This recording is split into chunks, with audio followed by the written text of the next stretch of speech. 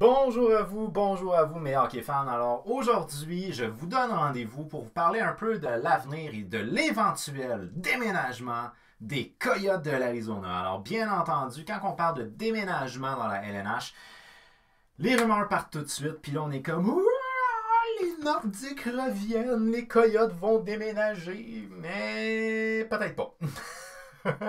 Fait que si jamais vous écoutez cette vidéo-là, vous regardez cette vidéo-là dans le but de vous dire que oui, les Nordiques vont être de retour, ben je pète tout de suite votre ballon parce que non, les Nordiques ne seront pas de retour, en tout cas pas avec les Coyotes. Fait qu'on va enlever cette casquette-là, puis on va mettre une casquette plus appropriée, puisque, comme nous le savons, récemment, les Coyotes ont décidé d'y aller avec un rebranding et qu'ils ont choisi de retourner avec le Kachina. Fait que là, dans le cas plus particulier des Nordiques, c'est que en fait, dans la LNH, Gary Bettman ne veut pas actuellement qu'une équipe passe de l'ouest à l'est. Première des choses. Fait que si les Coyotes ont besoin de déménager, ils vont probablement plus déménager à Houston, au Texas, où tu as déjà des investisseurs, où tu as déjà un aréna. Donc, ils sont prêts à les recevoir là, tout de suite, puis ils resteraient dans la même division centrale. Fait qu'à ce moment-là, ça serait beaucoup moins compliqué pour la LNH que les Coyotes de l'Arizona se ramassent à Houston, qu'ils se ramassent à Québec dans l'Est. À ce moment-là, je vous dirais que si vous voulez une équipe à Québec, idéalement, il faudrait que ce soit une équipe de l'Est et encore plus idéalement, une équipe qui serait déjà dans l'Atlantique. Si on pense à une équipe comme exemple les Hurricanes de Caroline qui ont eu des problèmes financiers, les Hurricanes ne sont pas dans la même division, mais ce serait possible qu'ils puissent se ramasser à Québec. Une équipe qui serait d'après moi plus logique, ce serait une équipe comme les Panthers de la Floride. Donc eux autres, ça aurait pu être un mouvement s'en aller vers Québec. De surcroît, dans le cas des Panthers et des Islanders, c'est qu'ils sont deux équipes, même trois dans un cas, sont plusieurs équipes dans le même état. Dans le sens, dans le même état aux États-Unis. Alors que dans le cas des Coyotes de l'Arizona, c'est que ça permet d'avoir un sponsorship au niveau de l'Arizona qui paye plus cher que si on a deux équipes dans le même état, soit Texas. Si les Coyotes déménagent à Houston, on aurait uniquement le Texas qui serait touché et la LNH ne serait plus présente en Arizona. Et ça serait quelque chose qui serait problématique. Une chose que peut-être vous ignoriez, mais c'est que le hockey en Arizona a quand même gagné en popularité à partir de 1996. Quand l'équipe est arrivée là-bas, on ne connaissait pas le hockey, tout simplement. Fait que, tu sais, exemple, pendant les intermissions, là, il expliquait comment attacher des patins puis comment mettre des épaulettes. Aujourd'hui, la réalité est différente. Là, tu as du hockey universitaire, tu as du hockey amateur aussi dans la région de Phoenix. Fait que la réalité est hautement différente, même si c'est pas le sport numéro un, vraiment pas le sport numéro un. Il en reste pas moins que le sport est plus connu aujourd'hui qu'il l'était en 1996. Fait que pour la LNH, idéalement, ce serait de ramener le plus proche possible du centre-ville de Phoenix l'organisation. Actuellement, l'organisation évolue à Glendale, en Arizona, ce qui est une banlieue de Phoenix. Puis là, on voudrait être plus proche du centre pour plus de commodité. Alors là, on va y aller avec une analyse pour ce qui est des Coyotes de l'Arizona. Les Coyotes devraient théoriquement rester en Arizona puisque le propriétaire vient d'acheter l'organisation. Murray Aldo est un gars qui est originaire de la Californie. Il a essayé dans toutes les grandes ligues professionnelles de sport parce que lui, il voulait avoir une équipe sportive. Il a été refusé au niveau de la NBA puis de la MLB, je crois. Puis il n'est pas éligible non plus pour la NFL parce qu'il y a des propriétés au niveau de casinos et entre autres du pari. Alors c'est accepté dans aucune des grandes ligues sportives nord-américaines qu'un propriétaire ait des intérêts dans le pari sportif. La LNH l'accepte. Fait que c'est un gars qui a beaucoup de sous dans le cas de Moriello. Puis lui, ce qu'il veut, c'est avoir une équipe depuis plusieurs années de sport professionnel. Fait que ce qu'il veut, c'est relancer cette équipe-là. Il veut pas que l'équipe déménage à Houston où ils vont avoir des nouveaux propriétaires. Donc, il veut pas vendre l'équipe. Il veut la garder, puis il veut essayer de la bâtir. Et ça, ben, à ce moment-là, c'est ce qui fait que l'équipe devrait théoriquement rester en Arizona. Je pense pas qu'elle aurait d'intérêt pour Moriello de partir à Houston. Mais encore là, ça dépend. Parce que Moriello a eu des défauts de paiement. Il y a eu des défauts de paiement, ben ça on va en parler, mais il y a eu des défauts de paiement, entre autres, au niveau des contrats des joueurs. Fait qu'il y a des payes qui n'avaient pas été remises, des payes qui sont des payes à tous les mois ou 2 mois, je ne me rappelle plus eux autres. Alors, mais il y a des payes régulières qui n'avaient pas été émises, puis en plus, les bonus n'avaient pas été payés à temps.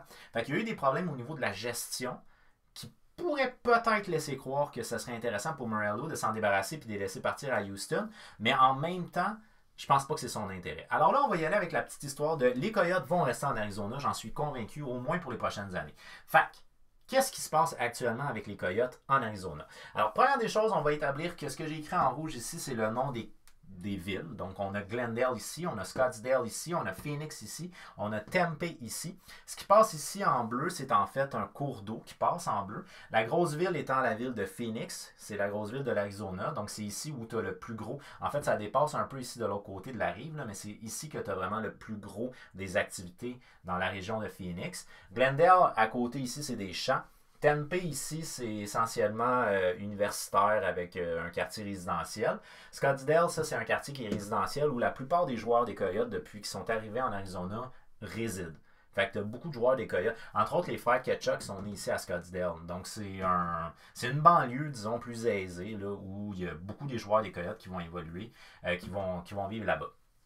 Alors, ça vous donne une idée approximative de la situation géographique dans la région de Phoenix. On a la ville de Phoenix qui est vraiment le centre, Glendale qui est une banlieue qui est située au nord-ouest de Phoenix, puis on a Tempe qui est une banlieue qui, elle, va être située au sud-est de Phoenix. Scottsdale est situé au nord-est de Phoenix. Fait que, ce qu'il faut établir, première des choses, c'est que les Coyotes, quand ils sont arrivés en Arizona, ils ont joué au centre-ville de Phoenix. L'aréna où il jouait, anciennement, c'était le American West Arena. Il a changé de nom à plusieurs reprises. Aujourd'hui, on parle du Talking Stick Resort. L'American West Arena avait une bonne position géographique. En plein centre-ville de la ville, c'était facile d'accès. Puis en plus, il y avait beaucoup de choses à proximité. C'était juste parfait. En plus, ça a été rénové récemment. L'aréna est top-notch. Sauf que dans les dernières années de cohabitation des Coyotes ici, qui était anciennement l'American West Arena, qui avait changé pour le Aircraft quelque chose, là. Donc, dans les dernières années, ici, ils cohabitaient entre autres avec les Suns de Phoenix, une équipe de la NBA. Puis il y a eu des problèmes avec les Suns, les tensions se sont alimentées, les deux organisations ont des problèmes à s'entendre, les deux ensemble. De surcroît, ce qu'il faut mentionner, c'est qu'il y avait beaucoup de problèmes au niveau du calendrier, parce que la NBA joue en même temps à peu près que la LNH, il y avait des conflits. Mais les Coyotes n'ont pas des bons liens avec l'organisation des Suns dans la NBA. Ce qui fait que les Coyotes ont été obligés de partir, de sortir du Talking Stick Resort, qui était anciennement, il me semble, le Aircraft quelque chose. Donc, ils ont été obligés de quitter le domicile qui appartient aux Suns parce que les Suns ne les voulaient plus là, tout simplement. Les Coyotes avaient vu en l'opportunité de jouer à Glendale une belle opportunité parce que la ville de Glendale voulait se faire un quartier de divertissement et entre autres, ils ont réussi à amener l'équipe de la NFL, je crois que c'est les Cardinals, mais je ne suis pas certain à 100%, mais en tout cas, l'équipe de la NFL qui joue en Arizona est littéralement à l'autre bord de la rue du Hilia River Arena, là où jouent les Coyotes. Fait qu'ils voyaient une belle opportunité parce qu'ils se disaient que la ville de Glendale allait vraiment attirer beaucoup en termes de divertissement. Ils ont investi énormément dans cette région-là, Glendale, pour avoir le maximum possible de divertissement et avoir des beaux amphithéâtres. Sauf qu'avec les années, ben, malheureusement, les développements ne se sont pas faits alentour de la ville de Glendale ou même dans la ville de Glendale, ce qui fait que l'attrait qui était prévu au moment où les Coyotes sont déménagés au Hilia River Arena à Glendale, ben, malheureusement, les attraits ne se sont pas développés à la hauteur de ce qu'on s'attendait. Alors là, il y a un résident de l'Arizona qui m'a mentionné que même quand on a eu le Super Bowl, donc le stade est littéralement à l'autre bord de la rue du Hilia River Arena, il semblerait que les célébrations autres que le Super Bowl se sont données dans l'est de la ville. Donc il semblerait qu'il y a beaucoup plus d'activités, il y a beaucoup plus de fans de sport dans l'est, mais qu'il y a des infrastructures plus intéressantes à l'est de Phoenix qu'à l'ouest de Phoenix. Et ça, c'est selon un résident de l'Arizona. Je ne peux pas confirmer ben plus. J'ai regardé la map, là, puis ça a l'air d'être ici, ça a l'air d'être très résidentiel. Puis après ça, c'est agriculture, c'est des champs. Tandis que ici, il y a l'air d'avoir plus d'activité. Plus que tu montes à Scottsdale, il y a quand même de l'activité à Scottsdale, puis c'est très résidentiel aussi. Fait que bon, bref. Ce qui fait que quand on a déménagé au Hilia River Arena, ben on voyait une opportunité de développement. Malheureusement, ce développement-là ne s'est pas donné. Tu traverses l'autoroute, bang, t'es dans le champ.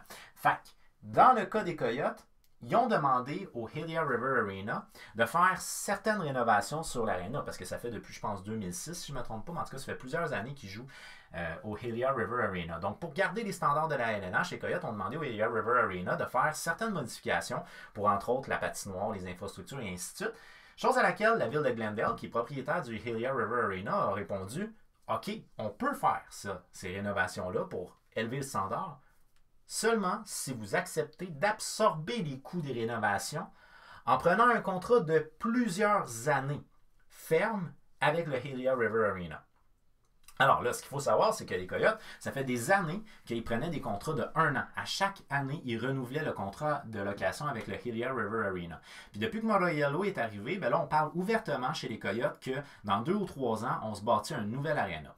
De dire qu'on se bâtit un nouvel aréna veut dire qu'on va rajouter un compétiteur aux différents amphithéâtres déjà présents dans la région de Phoenix, en quelque part, dans le bout de Phoenix.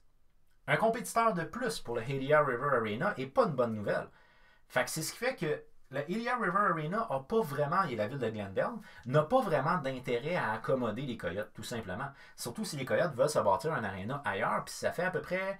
Au mois de juillet, on le dit officiellement, publiquement, mais ça fait à peu près 2 ans qu'on en parle de la possibilité de se bâtir un aréna.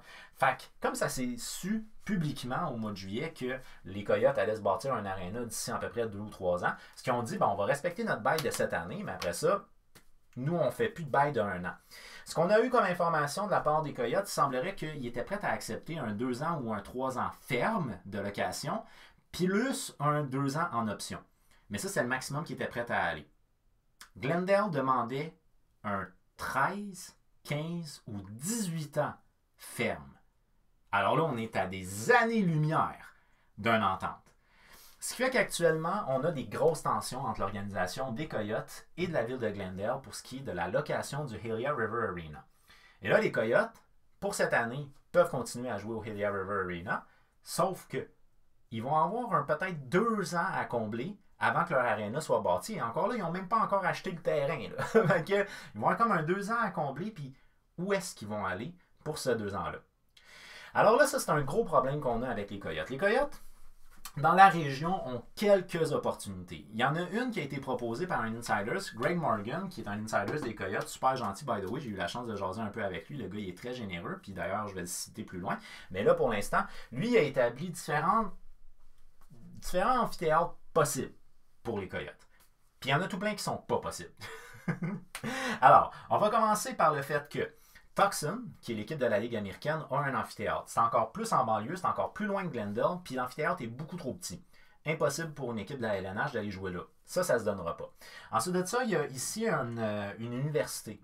Je pense que c'est l'Université de l'Arizona, son nom, mais en tout cas, il y a une université, puis l'université, elle a un aréna. Puis je pense qu'elle a en plus son aréna. Mais encore là, on a à peu près le même problème, c'est que l'aréna est juste beaucoup trop petite pour accueillir une équipe de la LNH. Fait que ça marchera pas. L'organisation est quand même assez limitée dans ses choix. Selon Greg Morgan, un choix qui pourrait être intéressant serait le Chase Field, qui est en quelque part ici. Si je ne fais pas erreur, il me semble qu'il est au bord de la rive. Là. Fait qu'il me semble qu'il serait du même côté que la banlieue de Tempe, mais plus proche du centre-ville de Phoenix. Le Chase Field, c'est là où jouent les Diamondbacks dans la MLB.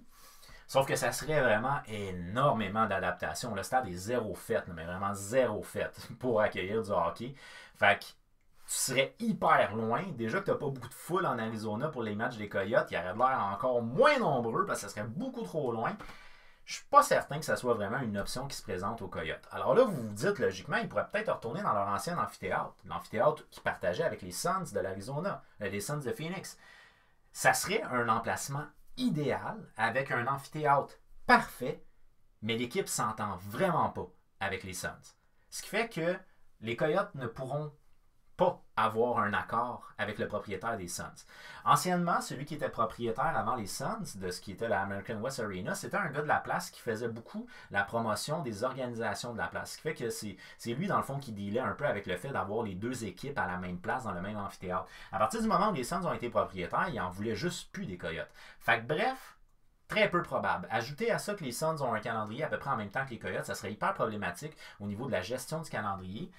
Le Talking Stick Resort n'est pas une option pour les Coyotes. Ça serait idéal pour les Coyotes, mais ce n'est pas une option pour les Coyotes.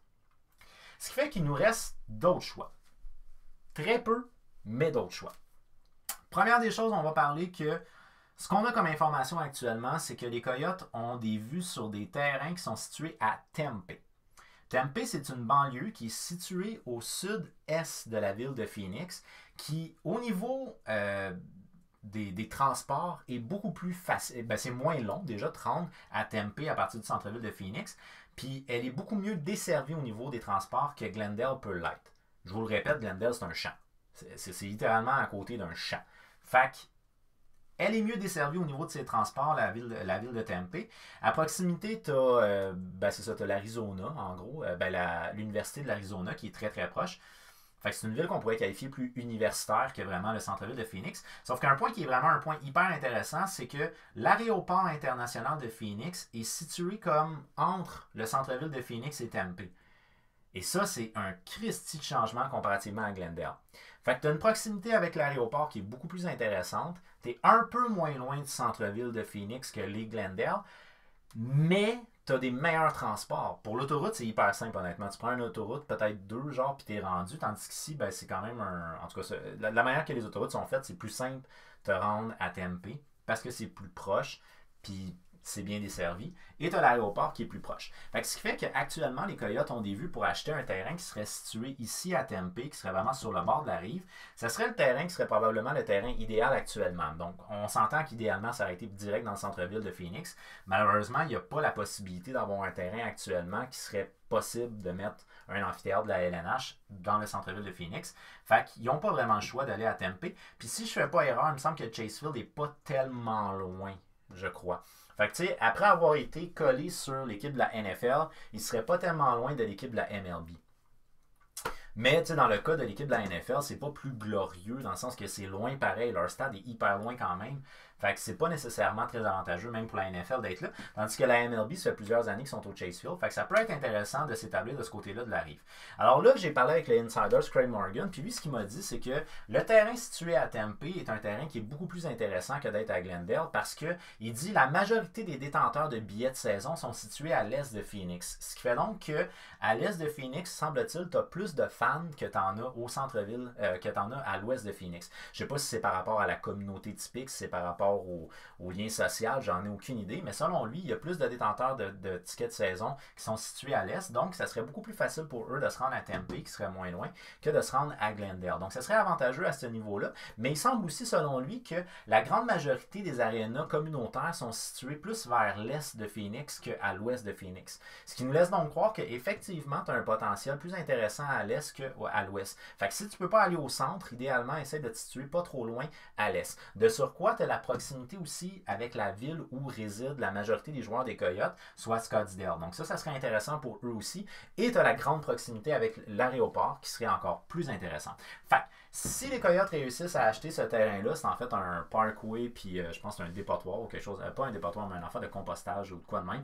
En tout cas, s'ils réussissent à acheter ces terrains-là, ils seraient relativement bien situés. Ça ne serait pas le perfect spot, mais ça serait mieux situé que Glendale. Mais il va falloir qu'ils se bâtissent un aréna, et ça va prendre quelques années. Fait que rendu là, on est un peu mal pris du côté des Coyotes. Là, les choix qu'on a qui semblent être les plus plausibles seraient renouveler à Glendale, mais en surprix, dans le sens payer beaucoup trop, parce que le Ilya River Arena a besoin des Coyotes actuellement. C'est son seul client qu'il a sur une base régulière. Fac, est-ce que les Coyotes pourraient accepter de surpayer leur location jusqu'à temps qu'ils se bâtissent un nouvel amphithéâtre, puis la ville de Glendale va se faire plaisir. Là. Ils vont les faire payer quelque chose de rare. Ou sinon, ils ont la possibilité d'aller dans un autre aréna. Très peu d'arénas peuvent accueillir les Coyotes. Je vous ai déjà dit, Tucson, on oublie ça. Talking Stick Resort qui aurait été parfait, on oublie ça. Alors là, ce qu'on a comme option, ben, l'Université d'Arizona, on oublie ça. La seule option qu'on peut voir qui serait une autre option que de renouveler au Ilya River Arena, Craig Morgan, les Insiders, il nous propose de Chasefield qu'il faudrait adapter complètement à la LNH parce que c'est pas du tout le cas en ce moment. On a l'option du Veteran Memorial Coliseum. Le Veteran Memorial Coliseum, c'est un vieux colisée dans lequel il y a déjà eu une équipe de hockey qui jouait. C'est un colisée qui est considéré comme étant un emblème architectural. Là. Il est fait comme ça, genre... Mais c'est vraiment un très vieux amphithéâtre. Donc, c'est un amphithéâtre, entre autres, où les Suns ont déjà joué. Il y a déjà eu une équipe de hockey qui a joué là dans les années 70, je pense. C'est un amphithéâtre qui a été bâti comme dans les années 60-70. Fait que c'est un amphithéâtre qui, au niveau du nombre, je pense qu'il est aux alentours de comme 16 000 peut-être. Là. Fait que c'est un amphithéâtre qui serait petit pour la LNH, mais qui atteint les standards de la LNH en termes de place. Mais il faudrait tout rénover là-dedans, là, parce que c'est vieux quelque chose de rare et ça fait longtemps qu'on n'a pas rénové. Actuellement, ils s'en servent pour des expositions puis des salons du livre, genre. Fait que vous voyez un peu, c'est un peu comme notre stade olympique à Montréal, finalement. Là. Fait que c'est pas laissé à l'abandon, il y a encore de l'activité. Mais, tu sais, quand tu regardes, genre, la dernière utilisation importante, il me semble que c'était ça, c'était un salon du livre. Là. Fait qu'il y aurait beaucoup, beaucoup de sous à mettre là-dedans. Puis ça serait beaucoup de sous à mettre en rénovation pour qu'on atteigne les standards de la LNH. Pour genre 2 ou 3 ans.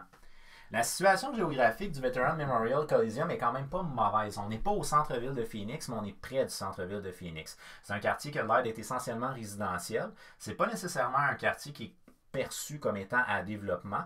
Donc, je pense qu'à Tempe, tu as peut-être plus d'intérêt pour le développement qu'il y a autour. La proximité de l'Université de l'Arizona puis du Chasefield est peut-être plus intéressante que d'avoir une proximité avec le Talking Stick Resort. Mais en tout cas, ça c'est peut-être la seule autre option à l'extérieur du Helia River Arena qui s'offre aux Coyotes, ça serait le Veteran Memorial Coliseum. Et le Veteran Memorial Coliseum, ça serait un gros investissement au niveau monétaire pour une courte période de temps, juste pour le rénover. Alors que le Helia River Arena, probablement que la ville de Glendale va se faire plaisir et qu'ils vont charger quelque chose de rare aux Coyotes. Là. Fait que là, pour l'instant, les Coyotes, on ne sait pas qu'est-ce qui va arriver après la saison 21-22. On ne sait pas où ils vont jouer. Donc, officiellement, la ville de Glendale dit on ne veut pas renouveler avec des coûts de 1 an ou 2 ans. Donc, on veut renouveler, mais à très long terme, si vous voulez qu'on fasse les rénovations que vous nous demandez. Mais peut-être est-ce que les Coyotes vont réussir à déjà s'accommoder du fait que la ville de Glendale ne va pas faire les rénovations qu'ils ont demandé, déjà d'entrée de jeu. Puis, peut-être qu'ils vont réussir à s'entendre avec la ville de Glendale parce que la ville de Glendale veut attirer d'autres événements vers le Helia River Arena. Mais est-ce qu'ils vont réussir en 1 an à attirer des gros événements suffisants pour assumer les frais de ne serait-ce que de maintenir le Helia River Arena en bonne forme, en bonne santé? Je suis pas certain. Je suis vraiment pas certain parce que je le dis et je le répète, c'est mal situé. C'est très très loin du centre-ville. Puis c'est des champs après. Fait que, de ce côté-ci, c'est résidentiel. De ce côté-là, c'est des champs. Fait que, moi, je pense que la ville de Glendale n'aura pas le choix de mettre de l'eau dans son vin si elle veut rendre le Helia River Arena encore rentable pour les prochaines années. À moins qu'elle accepte une grosse perte monétaire pour les premières années, le temps de se développer plus d'opportunités, d'amener d'autres événements que du hockey au Helia River Arena. Mais sinon, moi, d'après moi, ce qui va arriver, c'est tout simplement que la ville de Glendale va accepter de mettre de l'eau dans son vin finalement. Donc, ils vont faire peut-être surpayer les Coyotes pour une courte période de temps, mais ils ne feront pas les rénovations que les Coyotes demandent. Ça, c'est la première possibilité, parce que là, à ce moment-là, les Coyotes sont déjà dans cette aréna-là. Il n'y a pas de déménagement qui se donnerait jusqu'à temps qu'ils aillent leur nouvelle aréna ici à Tempe. Mais encore là, ça, c'est pas complété. Puis on se rappelle de l'histoire de Eugene Melnyk avec les Plaines de Breton à Ottawa. Là. Ça a tout tombé à l'eau, cette histoire-là. Fait que là, on a eu des problèmes. Fait que, tu sais, à ce moment-là, peut-être est-ce que si la ville de Glendale fait surpayer les Coyotes pendant 2 ou 3 ans, le temps qu'ils se bâtissent un aréna, ça serait l'option numéro 1 pour les Coyotes, d'après moi. Parce que là, il n'y a rien de perdu, hein, by the way. Là, pour l'instant, la ville de Glendale a dit comme quoi ils ne veulent pas renouveler les Coyotes. Ce qu'on dit du côté des Coyotes, c'est que c'est juste une méthode de négociation pour provoquer les choses. Fait à ce moment-là, c'est la possibilité numéro 1. La possibilité numéro 2 serait de rénover le Veteran Memorial Coliseum. Mais si tel est le cas, ça coûterait très très cher pour, dans le fond, une opportunité qui serait à très court terme. Fac! Les possibilités qui s'offrent pour les Coyotes actuellement, c'est ça. Selon l'insider Greg Morgan, on met le Chase Field qui est situé à peu près ici, qu'il faudrait qu'on adapte à la LNH, ce qui selon moi est très peu probable. Sinon, on a le Veteran Memorial Coliseum qui coûterait une beurrée à rénover, mais à ce moment-là, on aurait notre aréna à nous pour au moins jusqu'à temps qu'on bâtisse notre nouvelle aréna à Tempe. Puis sinon, on peut surpayer à Glendale puis rester à Glendale. Mais dans à peu près 3 ans, on devrait avoir une nouvelle aréna à Tempe. Elle serait mieux située. Ça serait une aréna qui serait de niveau LNH. Et les Coyotes seraient propriétaires de leur aréna. Donc, plus le trouble d'avoir à négocier pour des locations à court terme.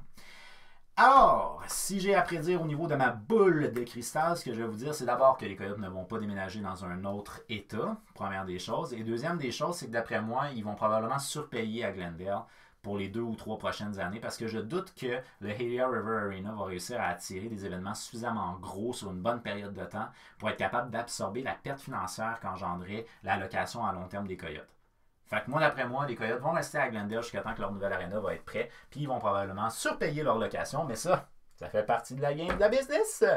Alors, c'est ça pour ce qui est de ma vidéo sur le déménagement des Coyotes qui n'iront pas à Québec, assurément.